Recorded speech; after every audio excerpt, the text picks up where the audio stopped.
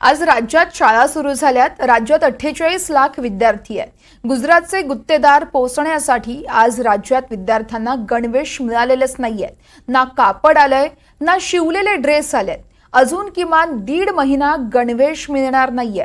गुत्तेदारांच्या टक्केवारीसाठी काम सुरू आहे का, हे अक्षम्य दुर्लक्ष आहे। ड्रेस संदर्भात जुनी पद्धत बरी होती, मात्र कंत्राटदार हे नव्हते।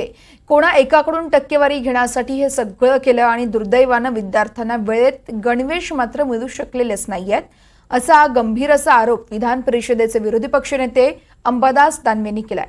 तर दुसरीकडे गणवेशाबद्दल दानवेंना काही बोलायचं असल्यास त्यांनी विधान परिषदेत बोलावं, असा सल्ला उदय सामंत यांनी दिलाय। पाहूयात आपण। राज्याच्या शिक्षण विभागानं गणवेश देण्याविषयीचं जे धरसोड वृत्तीचं धोरण, गुत्तेदार पोचण्यासाठीचं धोरण, गुजरातचे गुत्तेदार पोचण्यासाठी गणवेश कपडा पुरवण्यासाठीचं धोरण, याच्यामुळं दुर्दैवानं राज्यातल्या शाळेमध्ये शिवलेलाही ड्रेस, आलाने 2 ड्रेस द्यायचं सरकारने जाहीर केलं होतं। आता निरोप असे येत आहेत की आम्ही कपडा पाठवतो आणि 100 रुपये शिलाईला पाठवतो, परंतु तो कपडाही आलेला नाही, तो शिवलेला ड्रेसही आलेला नाही, अशा प्रकारची स्थिती आहे।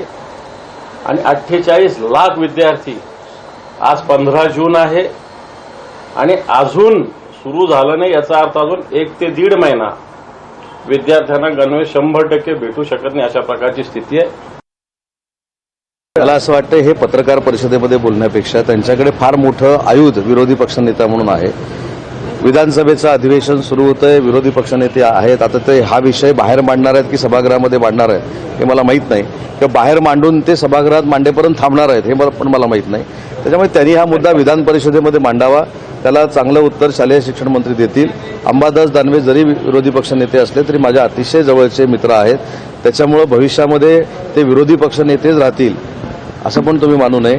त्याच्यामुळं मला असं वाटतं की ते चांगले आमचे मित्र आहेत, अतिशय चांगल्या पद्धतीने ते काम करतात आणि म्हणून माझी त्यांना विनंती आहे की प्रेसमध्ये शालेय शिक्षणाचा विषय मांडण्यापेक्षा त्यांच्याकडे जे फार मोठं आयुध आहे विरोधी पक्षनेते म्हणून, त्याच्यातून त्याने मांडावं, त्याला आम्ही चांगल्या पद्धतीनं समर्पक उत्तर देऊ।